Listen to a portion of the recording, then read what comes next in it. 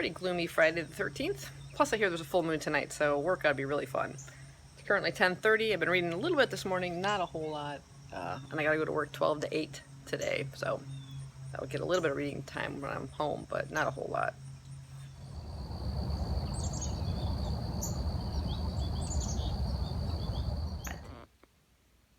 Walk?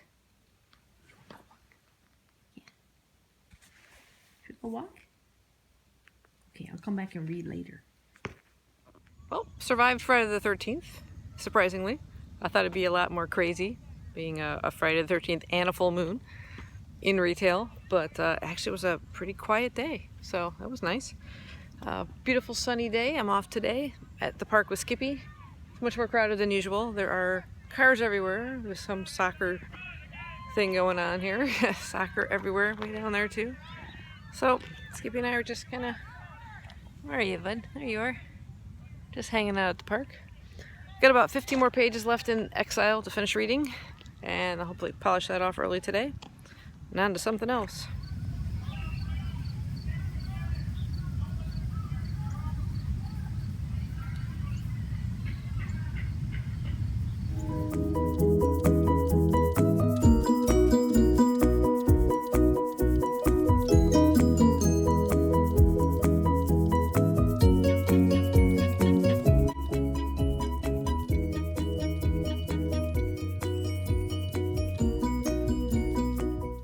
So I finished Exile this morning. Well, actually now it's just about noon.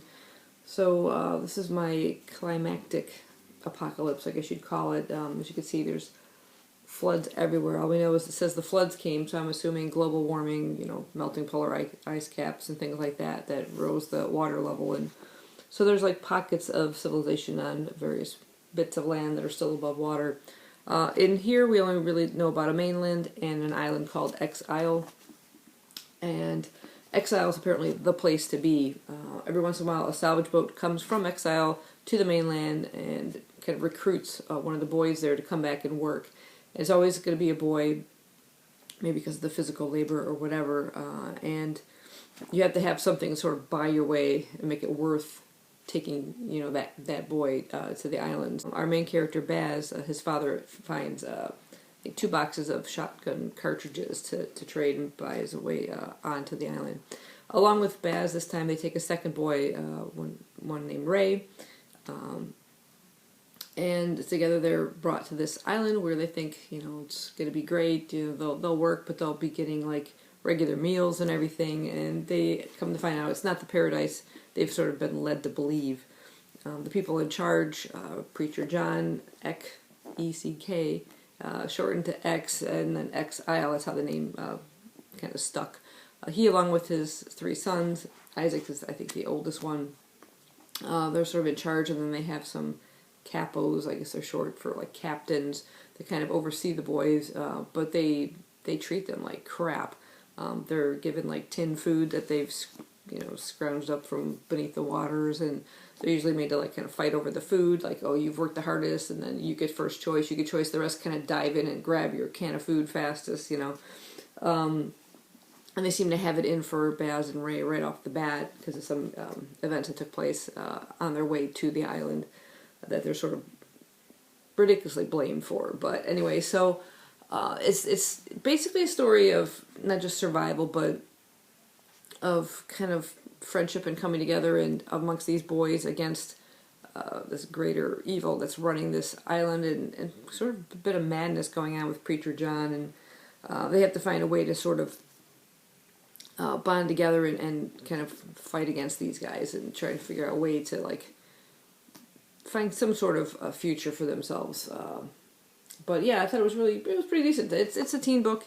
It's not any real depth, but I thought the characters were interesting, and the solutions they come up with were, if a bit odd, rather clever.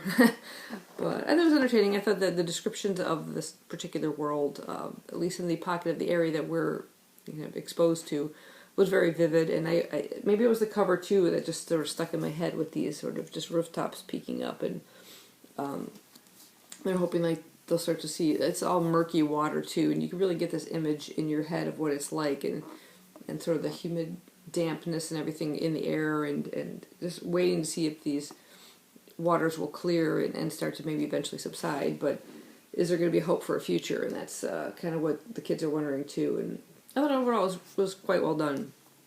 So now I finished so far, that's my 5th book. I finished the zombie type apocalypse, and I finished a global warming climate kind of catastrophe. So I was trying to find what I wanted to do next. My audiobook is sort of a technological apocalypse, and so I had one for that, a book chosen for that, which was On the Beach by Neville Shute, which I really, really wanted to read, but I wanted to try and hit all the different sort of apocalypses. So I'm going to have to postpone this one, whether I get to it or not during this readathon. I'm not certain. I want to go instead with The Last Policeman by Ben H. Winters. This is the first in a trilogy, and you can kind of guess what the apocalypse will be caused by. It's a huge meteor heading for Earth, or I guess it's an asteroid if it's still in space. It's a meteor when it hits. I always get that mixed up. If you know, let me know. But yeah, I think it's an asteroid headed for Earth that's going to basically wipe out civilization. So this is sort of the last policeman who's sort of about to solve a crime. He's still doing his job up until the last minute, which I think sounds really bizarre. So I'm looking forward to diving into that one next.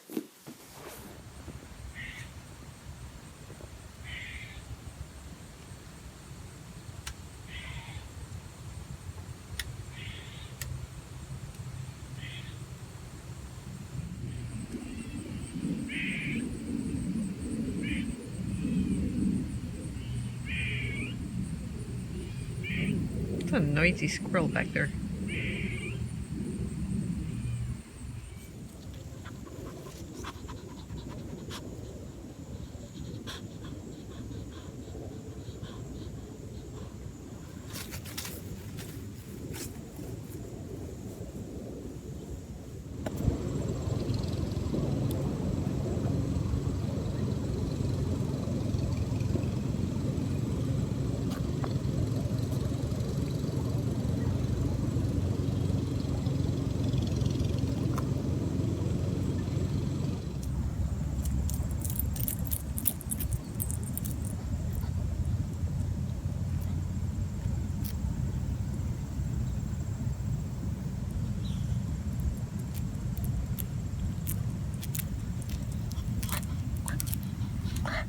I'm currently reading this book, and I just found this sentence here. He didn't die from a bruise to the calf. Okay, weird coincidence, because the past 2 weeks or so I've been recovering from, you guessed it, a severe bruise to my calf muscle. This is getting weird. Another beautiful morning. I'm going to enjoy today. Today's my birthday, so I'm going to take a nice easy day off from work. Watch maybe one of my apocalypse movies. I'm aiming towards Shaun of the Dead. We'll see. Haven't gotten around to that yet this month. Can't let the month go by without watching that. I love that movie. So anyway, I did manage to finish one of my books. It was my audio book, Level 5 by William Ledbetter. I checked on Goodreads. I don't see it listed as a book anywhere. I only see it listed as an Audible original. So I guess that's the only way you can get it, is a CD or a download. This was a technological apocalypse, and I wasn't sure at first if I was going to continue with it. I was getting a little confused. Maybe it was just my focus was a bit off at the beginning. There was lots of little plot threads that you're introduced to at the beginning that all eventually will join up together. But once I got into it, it was great. There is a bit of a slow bit kind of in the middle. A lot of technology kind of stuff kind of thrown at you, scientific stuff, but not overly heavy. But once, like I said, once the story got rolling, I couldn't stop. The ending is phenomenal. I wasn't even sure at first how much of an apocalyptic event it was going to be, but boy, is it ever! By the time you reach the end of this particular book, there's a couple threads that start out. There's apparently some kind of terrorist that's already blown off some nukes in the U.S. One in the city of Chicago, so I guess Chicago's gone, basically. And there's a group that are trying to locate the terrorists to stop them, and they're using nanotechnology to sort of infect one of his followers, and in the hopes that it will lead them to his location and then they'll be able to capture him, but something goes horribly wrong there.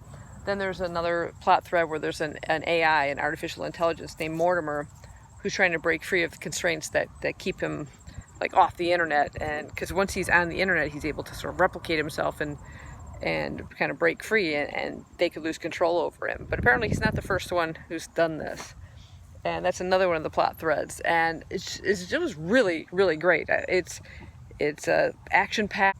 The narrator, who's unfortunately a name I don't remember off the top of my head, did a fantastic job with the story and the various voices and characterizations of all the characters in the story. I thought it was really, really good. Very well done. Like I said, it's one you have to stick with it, and by the time you get involved in the story, you'll be hooked and you won't want to stop. But yeah, I'm still reading The Last Policeman. I'm really enjoying that. Got some questions about it. I wonder if anybody else has read it, but I'll share more of that later on.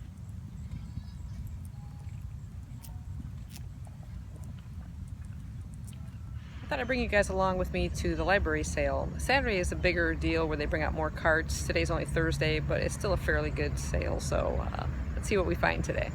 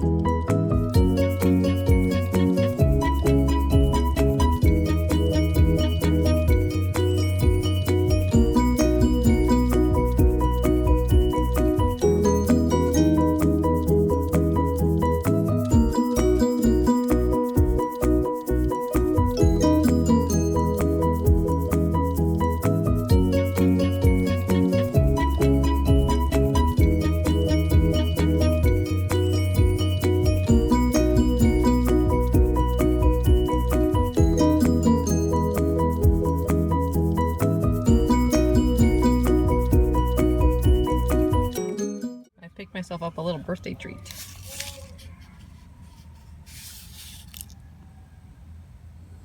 Well, I did manage to find quite a few books at the library sale, but I think I'm going to do those as a separate book haul, and I'll upload that just a little while. For right now, I'm just going to go ahead and get back to reading. I'm still reading The Last Policeman by Ben H. Winters, and I'm on page 150, so literally about halfway through the book right now. So, off to read. Went to Aurelio's Pizza for my birthday. Look at that.